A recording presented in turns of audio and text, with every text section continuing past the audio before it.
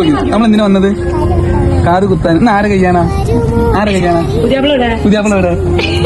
കുറവായ. ഇന്ന് ആരെ കയ്യാണാ? മാണിക്കല്ലിന്റെ കമ്മലിടും നേരം തേങ്ങലു മാറ്റുവാൻ തോളത്തെടുത്തിട്ട് പാട്ടും പാടിയില്ലേ. താരകം തന്നൊരു മോതിരം കൊണ്ടു നിൻ കുഞ്ഞിളം നാവിന്മേൽ തൂകിയൊരക്ഷരം ചൊല്ലിത്തരില്ല എൻ മിന്നാമിന്നീ നീ.